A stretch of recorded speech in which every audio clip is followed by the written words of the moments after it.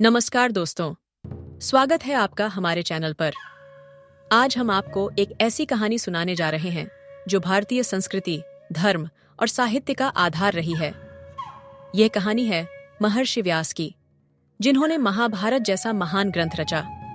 पर क्या आप जानते हैं कि महर्षि व्यास के जीवन के बारे में कई रोचक और अनसुनी बातें हैं?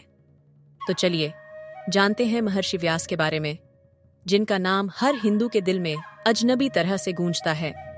महर्षि व्यास का जन्म हुआ था महर्षि पराशर और सत्यवती के पुत्र के रूप में। सत्यवती, जो एक मछुआरे की पुत्री थीं, और पराशर अरश्य के बीच एक अद्भुत कहानी जुड़ी है।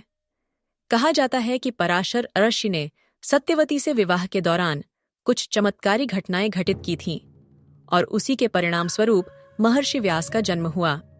महर्षि व्यास का जन्म एक ऐसा घटना थी जिसे लेकर कई प्रकार की कहानियां प्रचलित हैं। उनका जन्म एक अद्भुत रूप से हुआ और वे बचपन से ही महान व्यक्तित्व के स्वामी बन गए। महर्षि व्यास का सबसे बड़ा योगदान महाभारत का लेखन था। महाभारत केवल एक युद्ध की कहानी नहीं है, ये जीवन के हर पहलू को समेटे हुए एक गहरी और विशाल गाथा है। महाभारत का आकार इतना बड़ा है कि यह 100,000 श्लोकों में विभाजित है, और इसमें जीवन, धर्म, राजनीति, युद्ध और भक्ति के संदेश दिए गए हैं। महाभारत के लिखने की प्रक्रिया भी बड़ी दिलचस्प थी। एक समय व्यास आर्षि ने सोचा कि यह महान गाथा मानवता के लिए बेहद जरूरी है, और इसके लिए उन्होंने भगवान गणेश को अपना सहायक बनाया। आपको शायद यह नहीं पता होगा कि महाभारत का लेखन भगवान गणेश ने किया था। कहा जाता है कि व्यास अराशि ने गणेश जी से महाभारत लिखने का अनुरोध किया। गणेश जी ने कहा, मैं तभी लिखूंगा जब तुम बिना रुके मुझे सुनाते जाओगे। इसलिए व्यास आर्षि ने महाभारत को बिना रुके गणेश जी को सुनाया। इस प्रकार महाभारत की गाथा भगवान गणेश द्वारा लिखी गई, और यही कारण है कि महाभारत को वेदों का पंचम और हिंदू धर्म का जीवन ग्रंथ माना जाता है। अब हम एक अनसुनी कहानी के बारे में बात करते हैं जो महर्षि व्यास से जुड़ी हुई है। ये कहानी उनके जीवन के एक महत्वपूर्ण मोड़ को दर्शाती है। महर्षि व्यास के जीवन में एक बार एक घटना घटी जो शायद ही आपने सुनी होगी। एक समय वे बहुत निराश और चिंतित थे। उनके पास बहुत ज्ञान था, लेकिन उनका हृदय भरा हुआ था। उन्होंने सोचा कि वह इतने बड़े ज्ञान के साथ भी जीवन के दुखों को दूर नहीं कर पा रहे हैं, तो उनका ज्ञान किस काम का। तभी भगवान शिव उनके पास आए और उन्होंने महर्षि व्यास से पूछा, तुम इतने महान ज्ञानी हो, फिर तुम क्यों दुखी हो?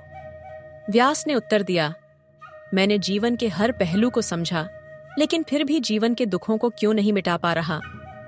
भगवान शिव ने व्यास से कहा, तुम्हें यह समझना होगा कि केवल ज्ञान से दुख नहीं समाप्त होते, बल्कि ज्ञान का सही उपयोग और मानवता के लिए काम करने से जीवन में शांति मिलती है।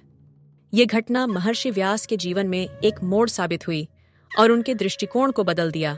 इसके बाद उन्होंने महाभारत में धर्म और कर्म के महत्व को केंद्रित किया। महर्षि व्यास ने केवल महाभारत ही नहीं, बल्कि वेदों, उपनिषदों और पुराणों को भी संकलित किया। उन्होंने मानवता को यह सिखाया कि ज्ञान तभी पूरा होता है जब उसे सही दिशा और उद्देश्य के साथ लागू किया जाए। उनकी शिक्षाएं न केवल हमारे धार्मिक ग्रंथों में हैं, बल्कि हमारे जीवन के हर पहलू में है। महाभारत में जो गीता का उपदेश दिया गया, वह आज भी लाखों लोगों के लिए प्रेरणा का स्रोत है। महर्षि व्यास का जीवन एक महानता की कहानी है। उनके द्वारा रचित ग्रंथों ने न केवल भारतीय संस्कृति को समृद्ध किया, बल्कि उन्होंने पूरे विश्व को जीवन के गहरे सत्य और आत्मा के उद्देश्य के बारे में बताया।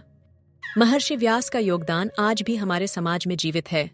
हर वर्ष उनके द्वारा लिखित महाभारत का पाठ और श्रवण किया जाता है, और उनके ज्ञान का प्रचार प्रसार जारी रहता है।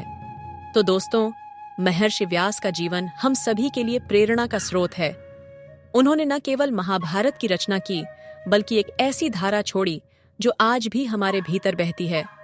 उनके कार्यों और शिक्षाओं का प्रभाव आज भी हमारे जीवन में व्याप्त है। आशा है आपको आज की यह कहानी पसंद आई होगी। अगर आपको हमारा वीडियो अच्छा लगा हो तो कृपया लाइक और सब्सक्राइब जरूर करें। साथ ही अपनी राय और सवाल कमेंट्स में लिखें। जन्मों तक याद रखा जाएगा महर्षि व्यास का योगदान। धन्यवाद।